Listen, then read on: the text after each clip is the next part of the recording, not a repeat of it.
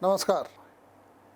India first के खास segment astrology first में आपका स्वागत है और मैं हूं प्रसन्न शाहणे। आज हम बात करेंगे दो ग्रहणों की, क्योंकि दिवाली आ रही है हमारे देश में। 25 अक्टूबर को सूर्य ग्रहण है और 8 नवंबर को चंद्र ग्रहण होगा।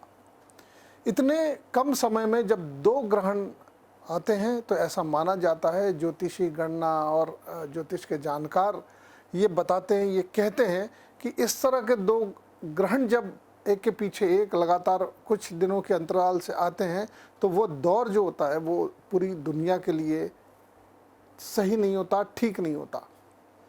और अमूमन हम देखते हैं कि पत्र पत्रिकाओं में केवल हम अपने देश तक की बात, या क्या असर पड़ेगा देश पर, पशु पक्षियों पर, हमारे देश में क्या नुकसान होंगे, क्या फ़ायदा होगा, ये तमाम चीज़ें अखबारों में, छोटी छोटी पत्र पत्रिकाओं में आती है। लेकिन हम बात करेंगे आज पूरी धरती की, और धरती के उस सेगमेंट की, उन देशों की जहाँ पर ये सबसे ज़्यादा असर डालने वाला ये ग्रहण है।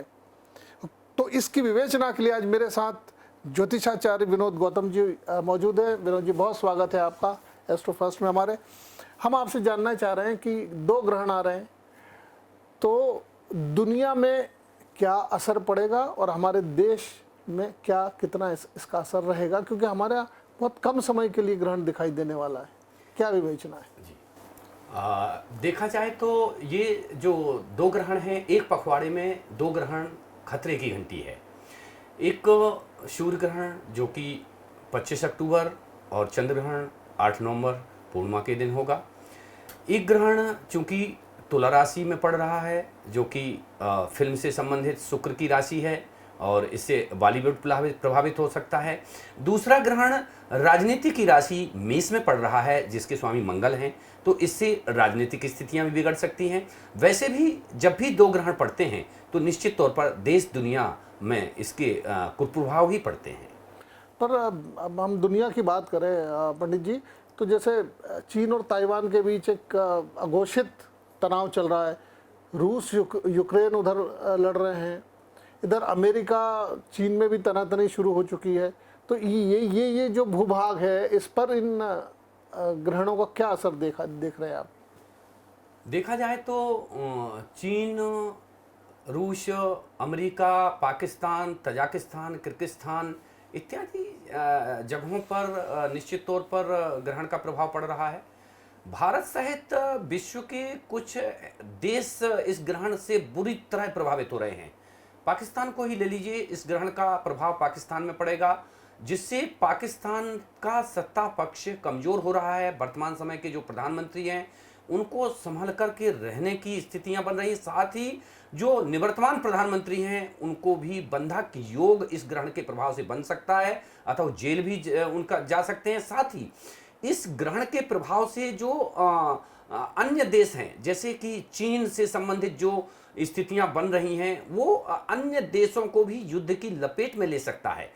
ऐसे में अभी जो वर्तमान समय पर युद्धात्मक स्थितियां चल रही हैं उसमें बढ़ोतरी हो सकती है। अचानक जो है तो युद्ध का जो एक दायरा है वो बढ़ सकता है और कई देशों को चपेट में ले सकता है। नहीं जी, आपने जो बात की उससे दो सवाल मेरे मन में आ रहे हैं, गहरे सवाल है, क्योंकि वो दुनिया भर में असर डालते हैं। पहला, आपने कहा कि पाकिस्तान में हलचल हो सकती है, तो पहला सवाल यह कि क्या पाकिस्तान में फिर से मार्शल लॉ जैसे कोई हालात बनेंगे क्या?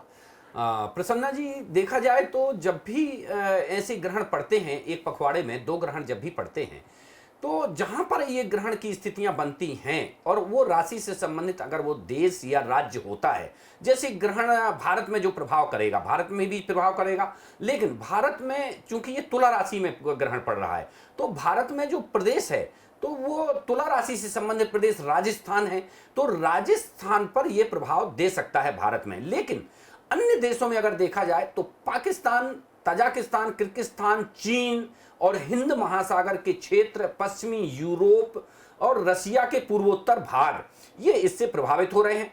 चंद्र ग्रहण इसके बाद पड़ेगा तो चंद्र ग्रहण में अमेरिका, प्रशांत महासागर इत्यादि से संबंधित जो क्षेत्र हैं इसमें एक युद्धात्मक स्थितियां बन सकती हैं। साथ ही आर्थिक, राजनीतिक और सामाजिक समरसता वहां की भंग हो सकती है।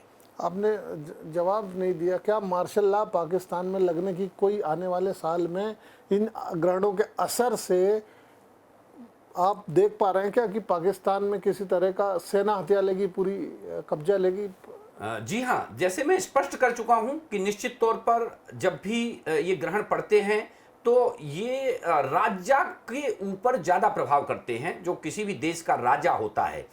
तो अगर राजा के ऊपर प्रभाव पड़ता है, उस ग्रहण के प्रभाव से पाकिस्तान का जो प्रधानमंत्री है वो पदच्युत होगा, तो निश्चित तौर पर सैन्य शासन जैसी स्थितियां बनेंगी, अशांति, तनाव, उपद्रव और कर्फ्यू जैसी स्थितियां बन सकती हैं। साथ ही पूर्व प्रधानमंत्री को जेल योग भी हो सकता है। अच्छा, दूसरा सबसे बड़ा सवाल ये, क्या दुनिया विश्व युद्ध की तरफ बढ़ रही है? क्या ये दो ग्रहण जो आ रहे हैं, विश्व युद्ध टल रहा है क्योंकि रूस और यूक्रेन में महीनों से लड़ाई चल रही है। चीन अपना मौका देख रहा है, पाकिस्तान अपना मौका देख रहा है, दूसरे देश अपने अपने मौके की तलाश में। तो आपको लग रहा है कि आने वाले समय में ये दोनों ग्रहण क्या विश्व युद्ध की तरफ अथवा परमाणु युद्ध की तरफ मुड़ सकता है क्या ये युद्ध? बिल्कुल प्रसन्ना जी, देखा जाए तो अगर अंतर्राष्ट्रीय पटल पर इस ग्रहण को रखें हम, तो चीन और पाकिस्तान ये दोनों इस ग्रहण से प्रभावित हो रहे हैं। चीन को निश्चित तौर पर, चीन के अलावा भी अन्य देश भी आपस में, क्योंकि ग्रहण का जो प्रभाव होता है उसमें जो नेगेटिव एनर्जी चारों तरफ व्याप्त हो जाती है, तो वास्तविक जो राष्ट्राध्यक्ष हैं उनकी सोचने समझने की क्षमता भी विपरीत हो जाती है। तो ऐसे में जितने भी राष्ट्राध्यक्ष हैं वो आपस में लड़ने झगड़ने लगते हैं। तो इसको पूर्ण रूप से, इस ग्रहण के प्रभाव को विश्व युद्ध के रूप में तो नहीं देखा जाएगा, लेकिन विश्व युद्ध जैसी स्थितियां भी बन रही हैं। अतः मतलब भले वो कमजोर हो, विश्व युद्ध जैसा पूरा दायरा ना बने, पूरे देश इसमें शामिल ना हो इस युद्ध की चपेट में, लेकिन आगामी 2 महीने तक इसका असर पड़ेगा। 2 महीने के ही अंदर विश्व युद्ध जैसी स्थितियां, परमाणु जो बम हैं, उनके जो परमाणु हथियार हैं, उनका उपयोग किया जा सकता है और इससे बहुत बड़ी जो है तो जन धन की हानि हो सकती है। साथ ही प्राकृतिक प्रकोप भी ये देते हैं, तो इन देशों में भूकंप आदि से संबंधित स्थितियां भी बन सकती हैं, जिससे जो भूमि डोल होगा वो ज्यादा बड़े रिक्टर पैमाने पर होगा, ज्यादा बड़ा होगा और उससे जनधन की हानि भी हो सकती है। आपने शुरुआत में कही थी कि बॉलीवुड पे भी असर डालेगा, किस तरह का असर देख पा रहे हैं आप? जी, देखा जाए तो ये बॉलीवुड की जो राशि है तुला, उसके स्वामी शुक्र हैं।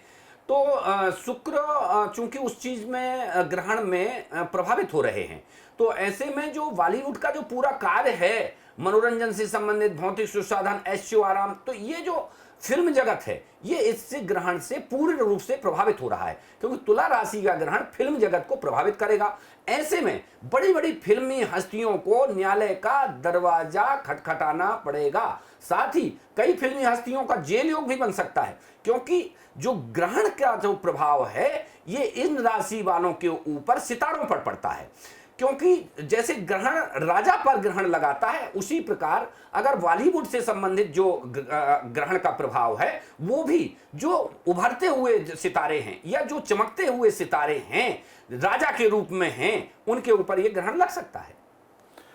एक सवाल ये हो कि अब हम देख रहे हैं कि दुनिया के बड़े बड़े देश, बड़े बड़े समुंदर हैं, अरब सागर हो, हिंद महासागर हो, वहाँ पे भी वर्चस्व की एक लड़ाई बड़े पैमाने पे चल रही है। और चूंकि चंद्र ग्रहण लगने वाला है, जो जिसके कारण ज्वार भाटा समुद्रों में आता है, तो ये कोई आप देख पा रहे हैं कि आने वाले समय में समुंदर में भी एक कोई बड़ी झड़प दो देशों के बीच, किसी देश? प्रसन्ना जी, बहुत अच्छा प्रश्न है। चूंकि आप भले ज्योतिषी नहीं है, लेकिन जो आपका आकलन है वो जो बड़े बड़े ज्योतिषियों को फैल कर सकता है। देखा जाए तो ये सूर्य ग्रहण प्रशांत महासागर, हिंद महासागर, इन दोनों में प्रभावित कर रहा है। तो ऐसे में जो चंद्र ग्रहण है वो भी प्रशांत महासागर को कैप्चर कर रहा है।